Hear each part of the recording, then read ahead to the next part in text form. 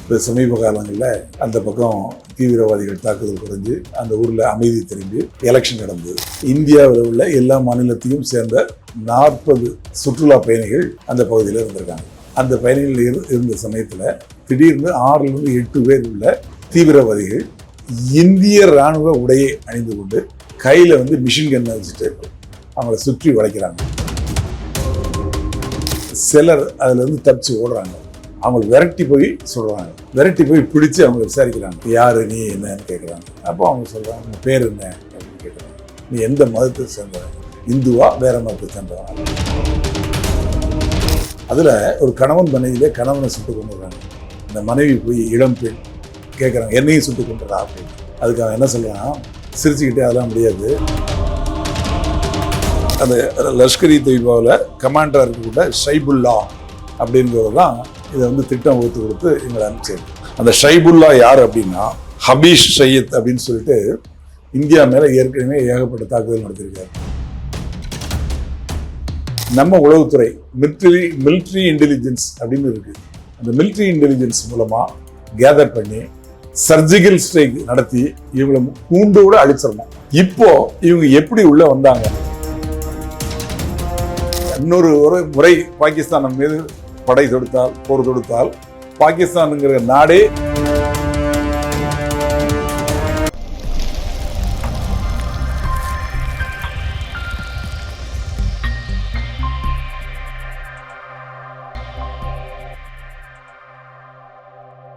வணக்கம் சார். வணக்கம் சார், காஷ்மீர்ல பாத்தீங்கன்னா தீவிரவாதிகள் நிறைய பொதுமக்களையும் நிறைய பேரை கொண்டு இருக்காங்க சார். இதை பத்தி அதாவது நேற்று 22/4/2005 மத்தியானம் ஒரு 3:30 மணிக்கு காஷ்மீரில் பஹல்காம் அப்படின்னு ஒரு இடம் இருக்குது. அங்கே ஒரு ஏரி இருக்குது. அது ஒரு பைன் மரங்கள் நிறைந்த ஒரு புல்வெளி பகுதி. அந்த ஏரி சுவிட்சர்லாந்து, மினி சுவிட்சர்லாந்து அப்படின்னு சொல்லுவாங்க. அந்த அளவுக்கு அந்த ஏரி அவ்வளோ பிரமாதமாக இருக்கும். சொல்லப்போனால் ஹனிமூன் கொண்டாடுறவங்க அங்கே தான் அதிகமாக போவாங்க. காஷ்மீரில் ரொம்ப நாளாக தீவிரவாதிகள் தாக்குதல் இருந்ததுனால அந்த பக்கமெல்லாம் சுற்றுலா பயணிகள் போகாமல் இருந்தாங்க. இப்போ சமீப காலங்களில் அந்த பக்கம் தீவிரவாதிகள் தாக்குதல் குறைஞ்சு அந்த ஊரில் அமைதி திரும்பி எலெக்ஷன் நடந்தது. அந்த சட்டமன்ற தேர்தலில் உமர் அப்துல்லா அப்படிங்கிற பழைய சிஎம் ஜெயிச்சு அவர் சிஎம்ஆர் பதவியேற்று அந்த ஆட்சி நடந்துட்டு இருக்கு. இப்போது அந்த பகுதிகளில் சுற்றுலா பயணிகள் அதிக அளவில் போக ஆரம்பித்தாங்க. அதனால அந்த அரசுக்கு தான் வருமானம்.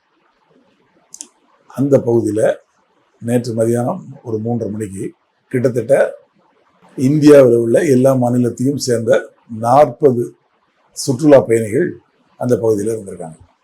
அந்த பயணிகள் இருந்த சமயத்தில் திடீர்னு 6லிருந்து 8 பேர் உள்ள தீவிரவாதிகள் இந்திய ராணுவ உடையை அணிந்து கொண்டு கையில் மிஷின் கன்னை வச்சுட்டு அவங்கள சுற்றி வளைக்கிறாங்க. சுற்றி வளைச்சு சுடுறாங்க. படப்படப்படன்னு சுட்டு நிறைய பேர் இறந்து போகிறாங்க. சிலர் அதில் தப்பிச்சு ஓடுறாங்க. அவங்க விரட்டி போய் சொல்கிறாங்க, விரட்டி போய் பிடிச்சி அவங்க விசாரிக்கிறாங்க, யார் நீ என்னன்னு கேட்குறாங்க. அப்போ அவங்க சொல்கிறாங்க, உங்கள் பேர் என்ன அப்படின்னு கேட்குறாங்க. நீ எந்த மதத்தை சேர்ந்தவன் அப்படின்னு கேட்குறாங்க. இந்துவா வேற மதத்தை சேர்ந்தவன் அப்படின்னு கேட்குறாங்க. அதில் பயந்து போய் ஒருத்தர் 2 பேர், நான் இந்து இல்லை வேற மதத்தை சேர்ந்தேன் அப்படிங்கிறாங்க. அப்போது எந்த மதத்தை சேர்ந்தவன்னு கேட்குறாங்க. நான் இஸ்லாம் மதத்தை சேர்ந்தேன்னு சொல்லுவேன். அப்போ இஸ்லாம் மதத்தை சேர்ந்தால் குரானில் 4 வார்த்தைகள் சொல்லு அப்படின்னு கேட்குறாங்க. அதுக்கு சொல்ல தெரியல. அப்போ நீ பொய் சொல்லுன்னு சொல்லி அவர் சொல்கிறாங்க. இப்படி கிட்டத்தட்ட ஒரு 16 பேர் அந்த இடத்துலையே சுட்டுக் கொல்லப்படுறாங்க. அதில் ஒரு கணவன் மனைவியிலே கணவனை சுட்டு கொண்டுறாங்க. அந்த மனைவி போய் இளம் பெண் கேட்குறாங்க, என்னையும் சுட்டு கொண்டுறா அப்படின்னு. அதுக்கு அவன் என்ன சொல்கிறான், சிரிச்சுக்கிட்டே அதெல்லாம் முடியாது, இங்கே என்ன நடக்குன்னு போய் உங்கள் பிரைம் மினிஸ்டர் மோடிகிட்ட போய் சொல்லு அப்படின்னு சொல்கிறாங்க. அப்புறம் எல்லாரையும் சுட்டுட்டு அவங்க காட்டுக்குள்ளே இறங்கி தப்பிச்சு போயிடுறாங்க. அதுக்கப்புறம் இவங்க கத்தி இது பண்ணி பிரச்சனை பண்ணி பப்ளிக்கு ஹெல்ப் பண்ணி அவங்களுக்கு எல்லாரையும் ஹாஸ்பிட்டலுக்கு அனுப்புகிறாங்க. 16 பேர் ஸ்பாட்லேயே இறந்துடுறாங்க. 20 பேர் இன்ஜூர்ட் ஆகிறாங்க. அந்த இன்ஜூர்டில் ஆகி ஹாஸ்பிட்டலுக்கு போனவங்களில் ஒரு 10 பேர் முதல்ல இறந்துறாங்க. அப்புறம் 2 பேர், ஆக 38 பேர் இறந்து போயிருக்காங்க இது வரைக்கும். இதில் தமிழ்நாட்டை சேர்ந்தவங்க 3 பேர் இன்ஜூர்ட் ஆகிருக்காங்க. டாக்டர் பரமேஸ்வரன் அப்படின்னு சொல்லிட்டு 31 வயசு ஒருத்தர், சாண்டோனான 83 வயசு, அவரு காயம்பட்டு சுயநினைவு இழந்துட்டார். ட்ரீட்மெண்ட்டில் இருக்கார். அப்புறம் பாலச்சந்திரான்னு சொல்லி 57 வயசுல ஒருத்தர். இவங்கெல்லாம் வந்து ட்ரீட்மெண்ட்டில் இருக்காங்க. இவங்க சுட்டு கொண்டதில் கர்நாடக மாநிலத்தை சேர்ந்தவங்க 2 பேர். அதே மாதிரி உளவுத்துறையில் வேலை செய்கிறவர் ஒருத்தர் ஃபேமிலியோட டூர் வந்திருக்கார். மத்திய உளவுத்துறையில் வேலை செய்கிறவர், அவரையும் சுட்டு கொண்டு இருக்காங்க. அது மாதிரி ஹனிமூன் வந்த 2 தம்பதிகள், அந்த 2 தம்பதிகள்லையும் கணவரை சுட்டு கொண்டு இருக்காங்க. அந்த மாதிரி ஒரு பெரிய ஒரு அமர்க்களமே பண்ணிட்டு போயிட்டாங்க. அவங்களோட எய்ம் வந்து இந்த சுற்றுலா பயணிகள் இவங்கள தான் வந்து சுட்டிருக்காங்க. அதுக்கப்புறம் இந்த தகவல் கிடைச்சதுக்கப்புறம் விசாரணை மேற்கொண்டதில் லஷ்கர்-இ-தொய்பா அப்படின்னு சொல்லிட்டு ஒரு தீவிரவாத இயக்கம் இருக்குது. அது பாகிஸ்தான்லேருந்து செயல்படுது. அந்த இயக்கத்துக்கு வந்து பாகிஸ்தான் உளவுத்துறை IS அப்படிங்கிற உளவுத்துறை வந்து இருக்கு. அவங்க ஃபுல் சப்போர்ட் பண்ணுறாங்க. அந்த லஷ்கர்-இ-தொய்பாவோட ஒரு நிழற்படை, அதோட ஒரு பிரிவு, அது வந்து தி ரெசிடென்ஸ் ஃப்ரண்ட் அப்படிங்கிற ஒரு குரூப். அந்த குரூப் தான் அந்த தாக்குதல் நடத்திருக்கு. இதுக்கு வந்து அந்த லஷ்கர்-இ-தொய்பாவில் கமாண்டராக இருக்கக்கூட ஷைபுல்லா அப்படிங்கிறவர் தான் இதை வந்து திட்டம் வகுத்து கொடுத்து இவங்களை அனுப்பிச்சாரு. அந்த ஷைபுல்லா யார் அப்படின்னா ஹபீஷ் சையத் அப்படின்னு சொல்லிட்டு இந்தியா மேலே ஏற்கனவே ஏகப்பட்ட தாக்குதல் நடத்தியிருக்காரு. இந்தியாவுக்கு அவர் வாண்டட், அவரோட வலதுகரம். பாகிஸ்தான் தீவிரவாத இயக்கம் தான் இந்த தாக்குதலை நடத்தியிருக்கு. இதில் அவங்க எய்ம் பண்ணி அடித்தது வந்து யாருன்னா சுற்றுலா பயணிகள். காஷ்மீருக்கு வருமானமே சுற்றுலா பயணிகள் மூலமாக தான். அந்த சுற்றுலா பயணிகளில் எல்லா ஸ்டேட்டை சேர்ந்தவங்களும் இருக்காங்க. இந்தியாவில் சேர்ந்த எல்லா ஸ்டேட்டை உள்ளவங்களும் பாதிக்கப்படணும் அப்படின்னு சொல்லி தான் திட்டம் போட்டு இதை பண்ணியிருக்காங்க. இவங்க வந்து எந்த வழியாக வந்திருக்காங்கன்னா கோகர்நாத் அப்படிங்கிற ஒரு பகுதி இருக்குது, பார்டர் இந்தியாவுக்கும் பாகிஸ்தானுக்கும். அந்த பார்டர் வழியாக தான் உள்ளே வந்திருக்காங்க. இப்போ இவங்க திரும்பி அந்த நாட்டுக்குள்ளே போவதுக்கு முன்னாடி இவங்களை மடக்கி பிடிச்சி கைது பண்ணணும், இல்லைன்னா சுட்டு தள்ளணும் அப்படின்னு சொல்லிட்டு நம்ம இராணுவப்படை குவிக்கப்பட்டிருக்கு. இப்போ இதில் சில விஷயங்கள் நம்ம வந்து யோசிக்க வேண்டிய விஷயங்கள் என்ன அப்படின்னா, சுற்றுலா பயணிகள் வரக்கூடிய இடம் அப்படின்னா அந்த ஸ்டேட் கவர்மெண்ட், அந்த மாநில அரசு ஏன் அங்கே வந்து காவல்துறை பாதுகாப்பு போடணும்? ஒருவேளை தீவிரவாத தாக்கல் வரக்கூடிய இடம் அப்படிங்கிற மாதிரி இருந்ததுன்னா அவங்க வந்து மத்திய அரசுக்கு சொல்லி இராணுவத்தை அமைச்சிருப்பாங்க. இராணுவம் வந்து அங்கே பாதுகாப்பு இருப்பாங்க. அங்கே இராணுவமும் அங்கே பாதுகாப்பில் இருந்தால் தெரியல, காவல்துறையும் பாதுகாப்பில் இருந்ததா தெரியல. இவங்களுக்கு உள்ளூரில் சில துரோகிகள், அந்த காஷ்மீர் மாநிலத்தில் அந்த பகுதியில் இருக்கக்கூடிய உள்ளூர் துரோகிகள் சப்போர்ட் பண்ணியிருக்காங்க. அவங்க தான் ரூட் கொடுத்துருக்காங்க, அவங்க தான் வழி கொடுத்துருக்காங்க, அவங்க தான் இவங்களுக்கு பண உதவி செஞ்சுருக்காங்க, அவங்க தான் இவங்களுக்கு கூட இருந்து எல்லாமே செஞ்சு கொடுத்துருக்காங்க அப்படின்னு ஒரு சந்தேகம் கிளம்புது. அது நிச்சயமாக விசாரிக்கப்படணும். நேஷனல் இன்வெஸ்டிகேஷன் ஏஜென்சி NIA அவங்க வந்து விசாரணை தொடங்கிட்டாங்க. விசாரணை தொடங்கி இப்போ இந்த விஷயங்கள்லாம் விசாரிப்பாங்க. இந்த கோகர்நாத் வழியாக வந்தாங்கன்னா அங்கே இருக்கக்கூடிய BSF பார்டர் செக்யூரிட்டி ஃபோர்ஸ், அங்கே இருக்கக்கூடிய மிலிட்ரி எப்படி அவங்க அலர்ட் இல்லாமல் விட்டாங்க உள்ள, அது விசாரிக்கப்படும். உள்ளே வந்ததுக்கப்புறம் இவங்க இந்த இடத்துல தான் அட்டாக் பண்ணணுங்கிறது ஏற்கனவே பிளான் பண்ணி தான் வராங்க. அப்போ இவங்களுக்கு இந்த இடத்துல சுற்றுலா பயணிகள் வருவாங்க அப்படிங்கிற விவரங்களை சொன்னது யார்? அவங்க வந்தவங்களுக்கு உதவி செஞ்சது யார்? உதவி செஞ்சு அவங்களுக்கு என்ன உதவிகள் பண்ணாங்க? அவங்களுக்கு பண உதவி செஞ்சாங்களா, உணவு கொடுத்தாங்களா, தங்குறதுக்கு இடம் கொடுத்தாங்களா, இல்லை ஆர்ம்ஸ் அண்ட் அம்யூனிஷன் கொடுத்தாங்களா, என்ன விதமான உதவிகள் பண்ணாங்க அப்படிங்கிறதெல்லாம் அந்த விசாரணையில் தெரிய வரும். ஆக இந்தியாவுக்கு எதிராக ஒரு தீவிரவாத இயக்கம், நீண்ட காலமாக நமக்கு தொல்லை கொடுத்துருக்கக்கூடிய இயக்கம், இப்போ வந்து மீண்டும் ஒரு போரை துவக்கியிருக்காங்க. ஒரு 500 பேர் இல்லை 1000 பேரை தான் அந்த இயக்கத்தில் இருப்பாங்க. இந்தியாங்கிறது 130 கோடி மக்கள் கொண்ட ஒரு நாடு. லட்சக்கணக்கான இராணுவ வீரர்களை கொண்டு உலகத்திலே 3வது இல்லை 4வது இடத்தில் இருக்கக்கூடிய ஒரு பெரிய படையை கொண்ட நாடு. விமானப்படையும் சரி, கப்பற்படையும் சரி, உலகத்தில் பெரிய படை கொண்ட நாடு இந்தியா. அந்த மாதிரி ஒரு இந்தியா பேரில் தாக்குதல் நடத்தி இத்தனை பேரை கொலை பண்ணியிருக்காங்கன்னா அவங்கள வந்து லேசாக நம்ம கவர்மெண்ட் விட்டுறக்கூடாது. இவங்களை நம்ம அடிக்கிற அடி, திருப்பி அடிக்கிற அடி, உடனே அடிக்கிற அடி, இனிமேல் யாருமே நம்ம மேலே அவங்க வந்து தாக்குதல் நடத்தக்கூடாது. இந்தியாவை வந்து நினைச்சு பார்க்கக்கூடாது, தாக்கணும்னு நினைக்கக்கூடிய எண்ணமே அவங்களுக்கு வரக்கூடாது. சர்ஜிக்கல் ஸ்ட்ரைக் அப்படின்னு ஒன்று சொல்லுவாங்க. அந்த சர்ஜிக்கல் ஸ்ட்ரைக் அப்படின்னா என்னன்னா, எதிரி நாட்டில் இதை மாதிரி தீவிரவாத கும்பல்கள் ஒரு இடத்துல தங்கியிருப்பாங்க, இல்லை ஒரு விட்டு 4-5 இடத்துல தங்கியிருப்பாங்க. அவங்களுக்கு அங்கே ட்ரைனிங் நடக்கும், அவங்களுக்கு தங்கிறதுக்கு இடம் கொடுத்துருப்பாங்க, அவங்க தலைவர்கள் ஒரு இடங்கள்ல இருப்பாங்க. இந்த மாதிரி இடங்களெல்லாம் தெரிஞ்சுக்கிட்டு ஒரு நாள் நினைத்தே பார்க்க முடியாத நேரத்தில், கண்ணிமைக்கு நேரத்தில் திடீர்னு உள்ள அவங்க நாட்டுக்குள்ளே புகுந்து அவங்கள அவ்வளவு ஸ்மாஷ் பண்ணி நொறுக்கி தள்ளி தரமட்டமாக்கிட்டு திரும்பி வந்துடுவாங்க. என்ன நடந்ததுன்னு நினைச்சு பார்க்கறதுக்கு முன்னாடியே எல்லாம் முடிஞ்சிடும். அதை மாதிரி நம்ம இந்திய படை பண்ணியிருக்காங்க. அதை மாதிரி ஒரு சர்ஜிக்கல் ஸ்ட்ரைக். இவங்க எங்க இருக்காங்க, இப்போ வந்தவங்கள முதல்ல பிடிக்கணும், பிடிக்க முடியலன்னா சுட்டு தள்ளணும். இவங்களை தூண்டி விட்டவங்க எங்க இருக்கிறாங்க, இவங்களோட எந்த இடத்துல வந்து இவங்க அடைக்கலமா இருக்காங்க, எந்த இடத்துல இவங்க கேம்ப் இருக்கு, எந்த இடத்துல இவங்க பயிற்சி பெறாங்க, இவங்க தலைவர்கள் எங்கெங்க இருக்காங்க அப்படிங்கிறத நம்ம உளவுத்துறை மிலிட்ரி இன்டெலிஜென்ஸ் அப்படின்னு இருக்கு. அந்த மிலிட்ரி இன்டெலிஜென்ஸ் மூலமா கேதர் பண்ணி சர்ஜிக்கல் ஸ்ட்ரைக் நடத்தி இவங்களை கூண்டோட அழிச்சிடணும். இப்போ இவங்க எப்படி உள்ள வந்தாங்க அப்படிங்கிறது நிச்சயமா விசாரிக்கப்படும். ஏன்னா RAW research and analysis wing அப்படின்னு சொல்லிட்டு நம்ம இந்தியாவில் ஒரு படை இருக்கு. அந்த படையோட வேலை என்னன்னா, இந்தியாவுக்கு வெளியே இருந்து இந்தியா மேல தாக்குதல் நடத்தக்கூடிய தீவிரவாத இயக்கங்களை கண்காணிக்கிறது தான் அவங்களோட வேலை. அவங்க எப்படி இதுல ஃபெயிலியர் ஆனாங்க. இப்ப லஷ்கர் தீபாங்கிறது புது இயக்கம் கிடையாது, இது பழைய இயக்கம். ஏற்கனவே நம்ம மேல ஏகப்பட்ட பிரச்சனைகள் பண்ணியிருக்காங்க. அப்போ அவங்க என்ன பண்றாங்க, என்ன பிளான் பண்றாங்க, எங்க தங்கி இருக்காங்க, எந்த டீம் இதை ரெடி பண்றாங்க, இது எந்த பக்கமா வரும், இல்ல எந்த பக்கம் வந்துகிட்டு இருக்கு அப்படிங்கிறத அவங்க எப்படி கலெக்ட் பண்ணி கொடுக்காம இருந்தாங்க. அது ஒண்ணு.